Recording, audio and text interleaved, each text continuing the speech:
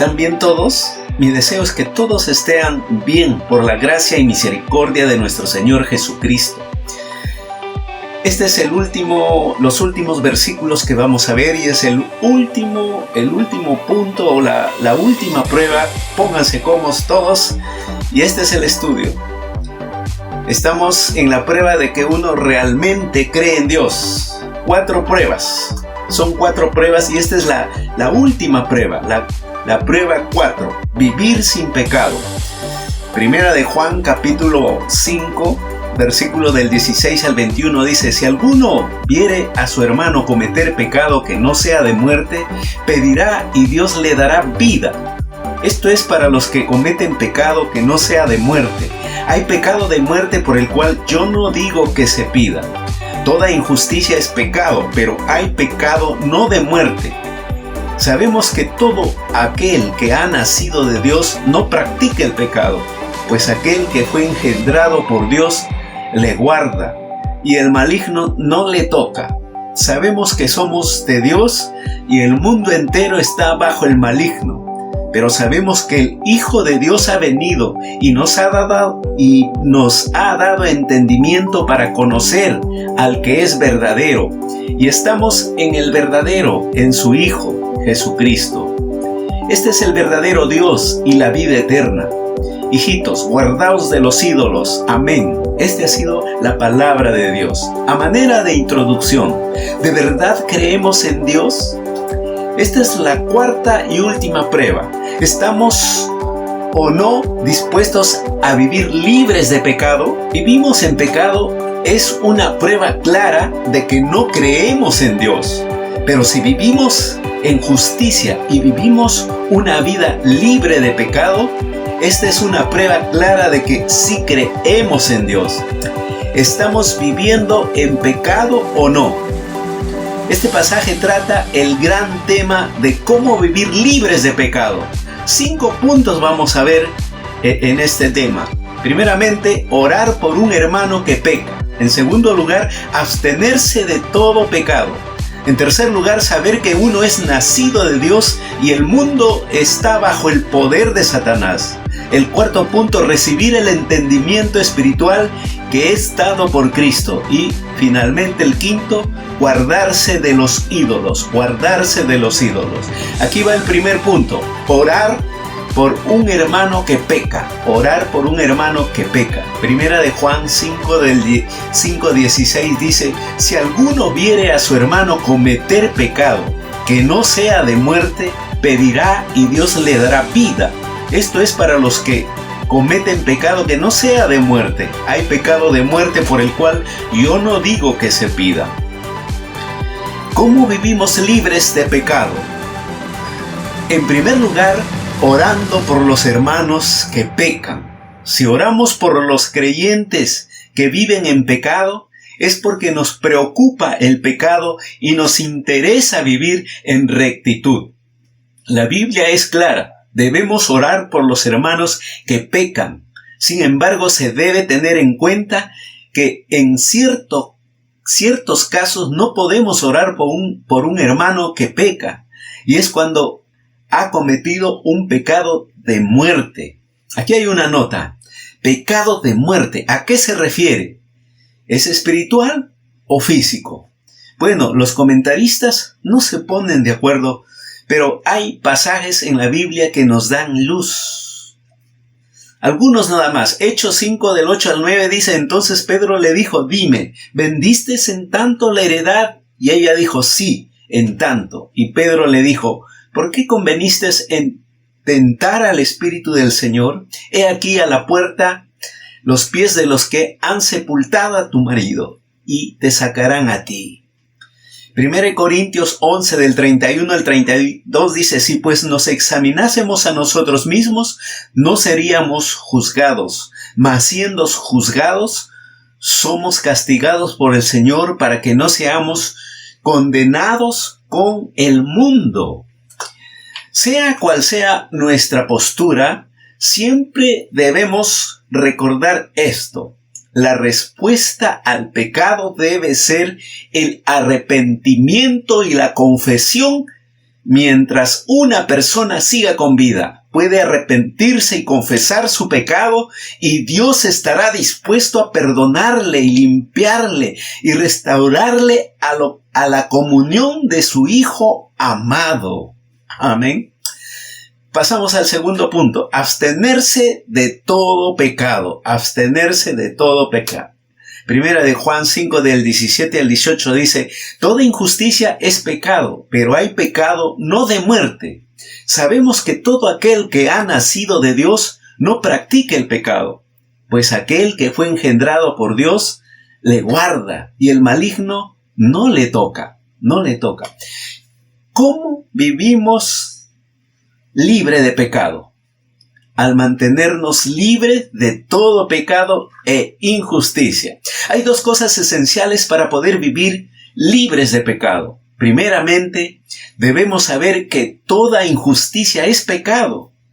Hay demasiadas personas que mantienen opiniones muy ligeras acerca de algunos pecados. Organizan los pecados por orden de gravedad, ya que consideran que algunos pecados no son tan malos. De hecho, son más aceptables delante de Dios. Estas personas sienten que, miren lo que sienten, algunos pecados son pequeños y otros son grandes. Algunos pecados son blancos, otros son negros. Algunos pecados son más permisibles, otros menos permisibles. Algunos pecados son más aceptables y otros menos aceptables. Así piensa la gente. Y note esto. Sin embargo, lo que dicen las Escrituras, toda injusticia es pecado. No existe un solo acto de injusticia que no sea pecado.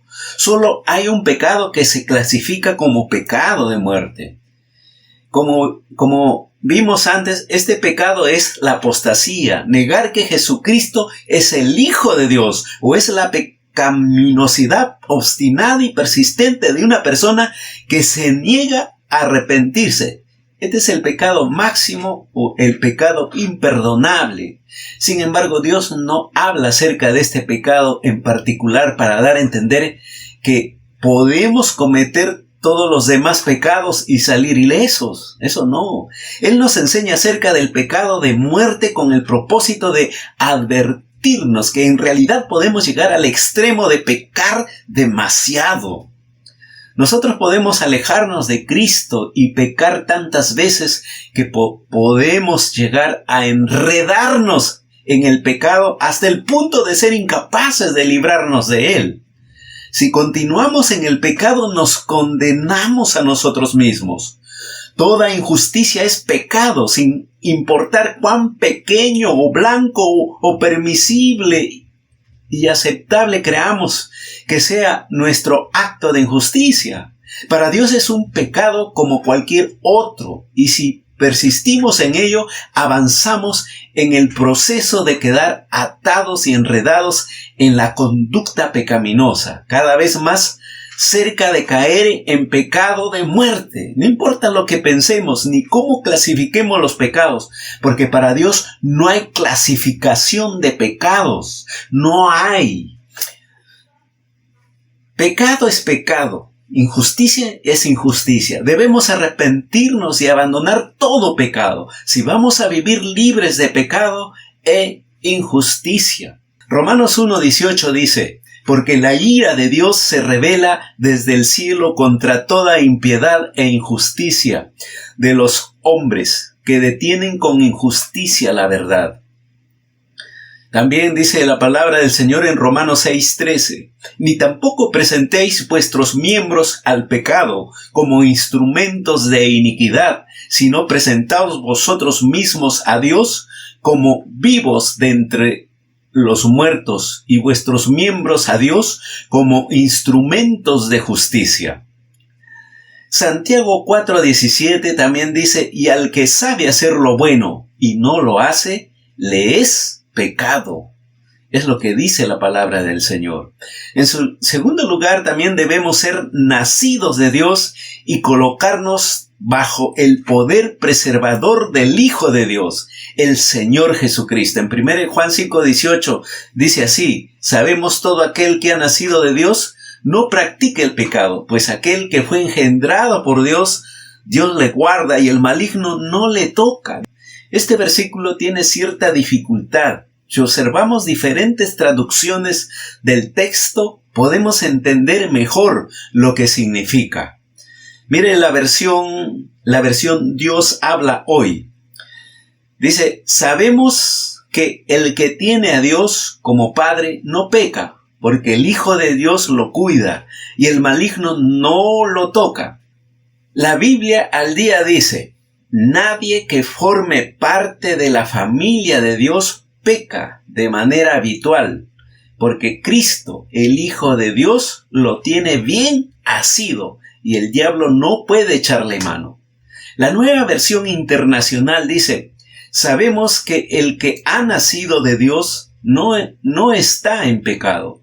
Jesucristo, que nació de Dios, lo protege y el maligno no llega a tocarlo.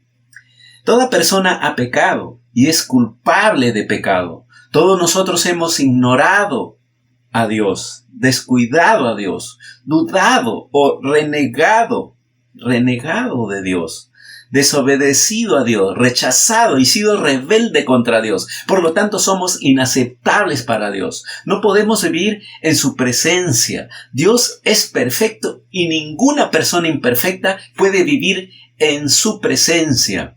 En esto mismo consiste el Evangelio glorioso de Dios, que envió a su Hijo al mundo para salvar a los hombres. Jesucristo llevó sobre sí la culpa de toda la humanidad y sufrió el juicio divino en su lugar.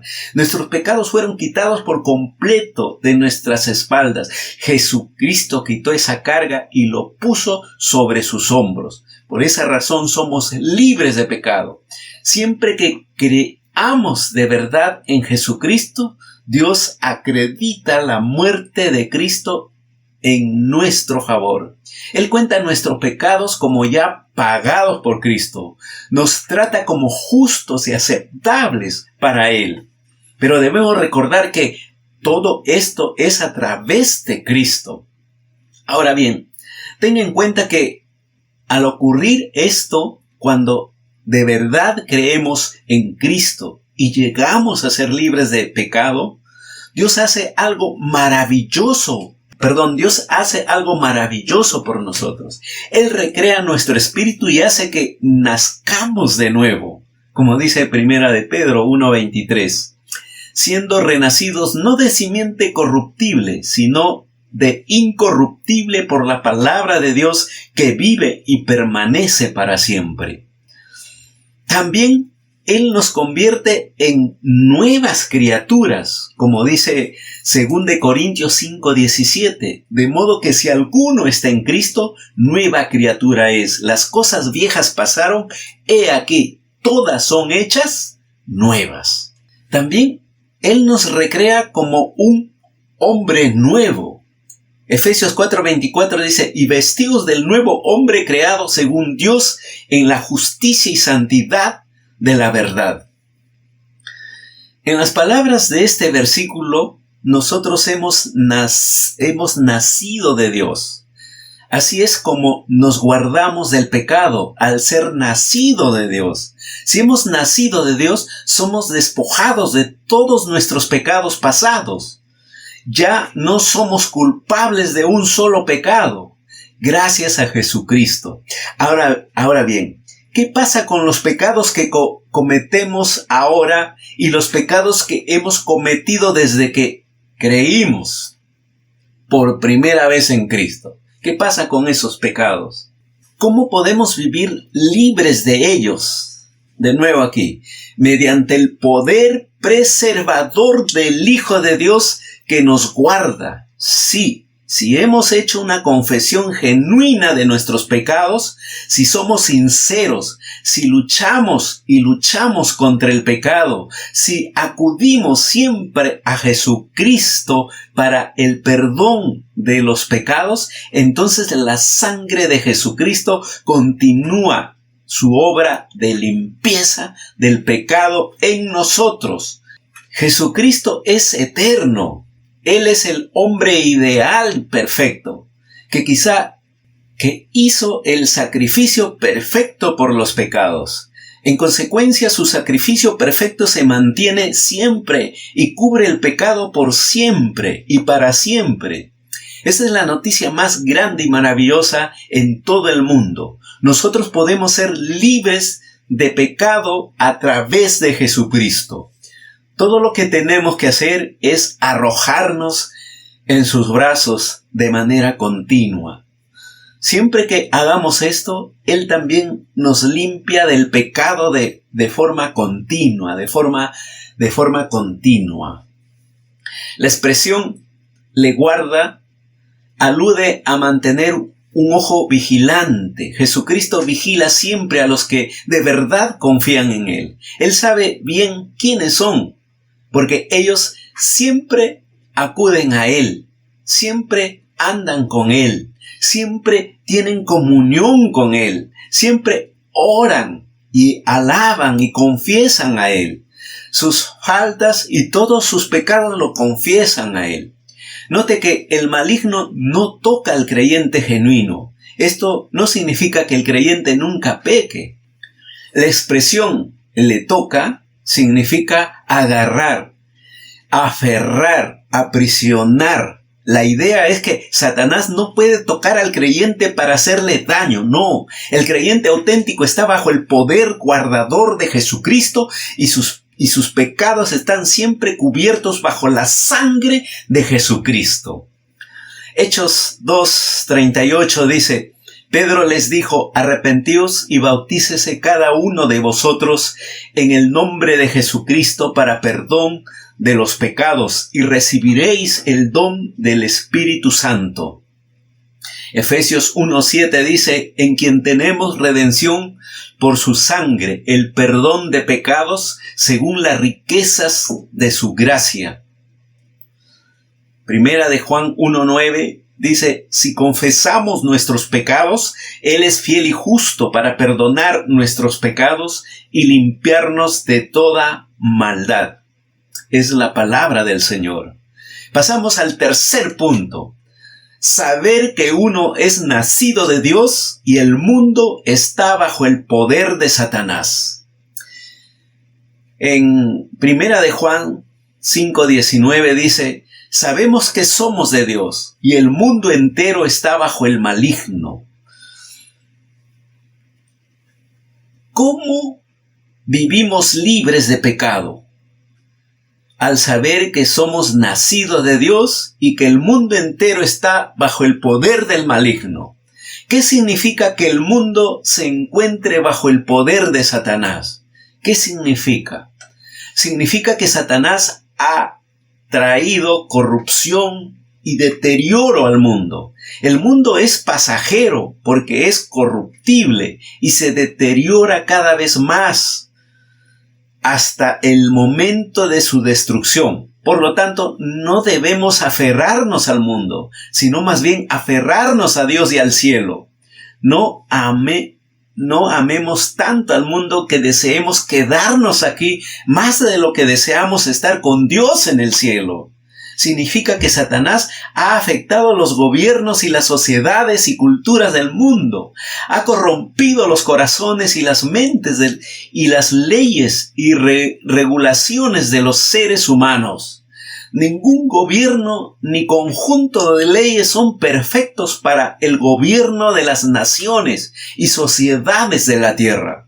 Por ende, los creyentes deben respetar y mantener lealtad frente a los que son buenos, pero rechazar y ejercer oposición contra los malos.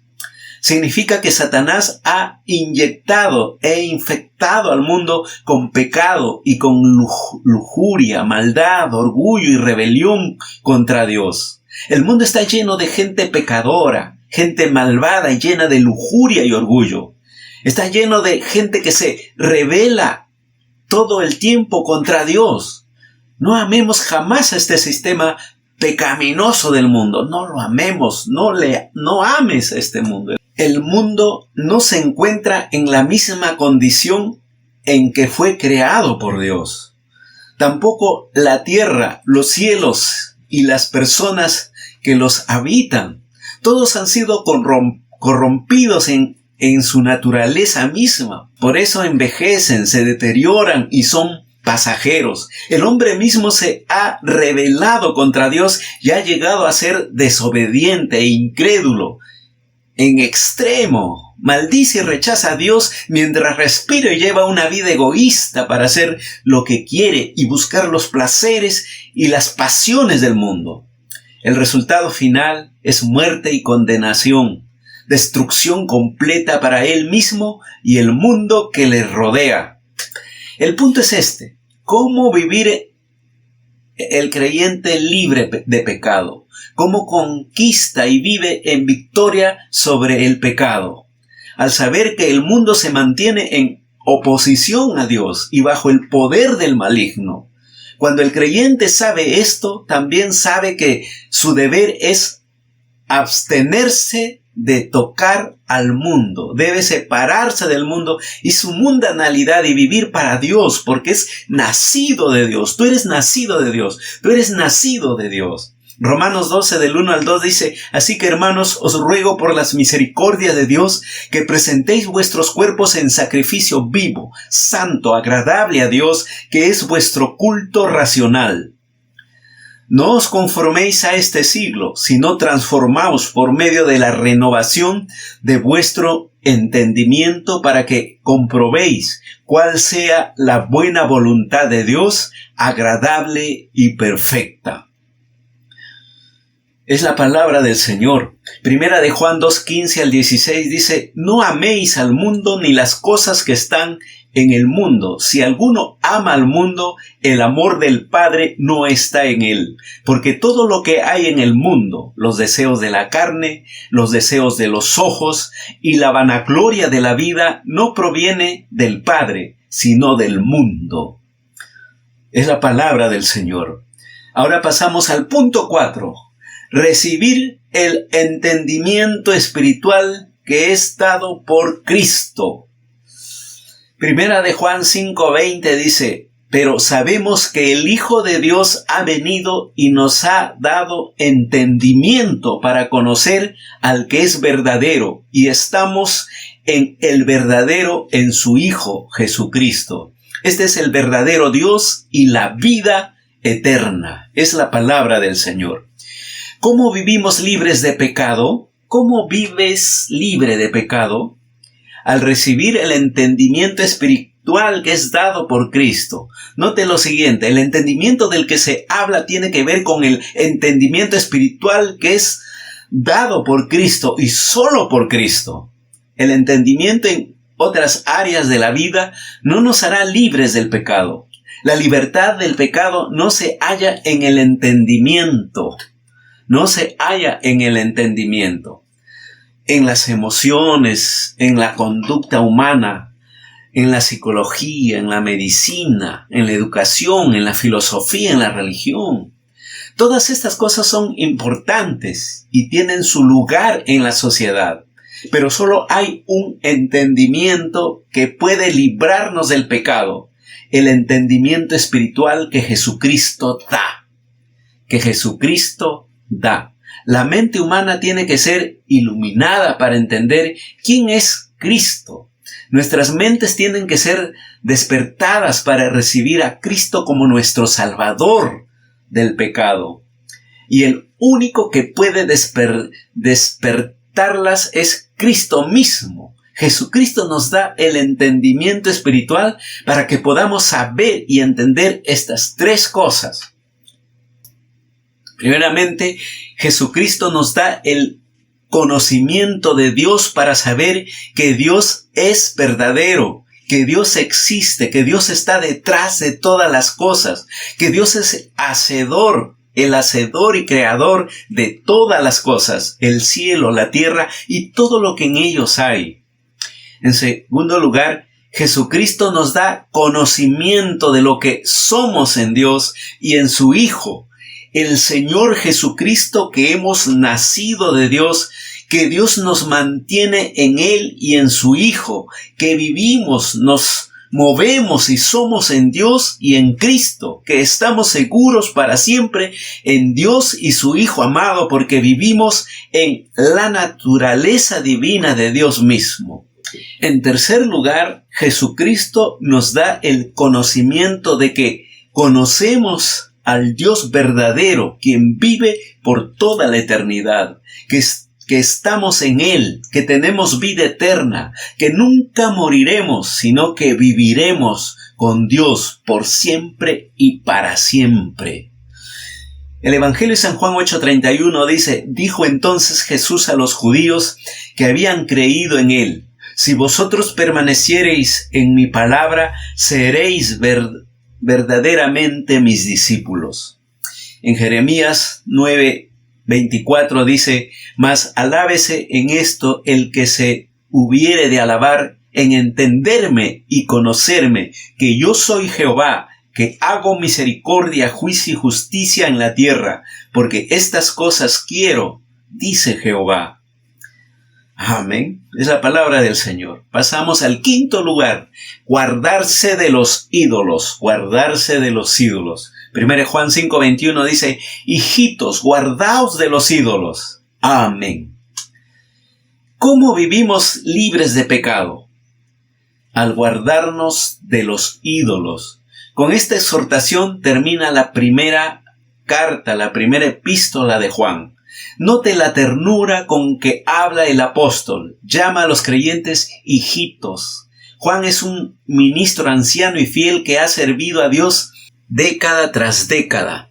Ha servido a Dios alcanzando a gente para Cristo y edificando a los creyentes de la iglesia del Señor. El apóstol Juan ama a cada creyente con un amor profundo y los considera como sus hijitos en la fe.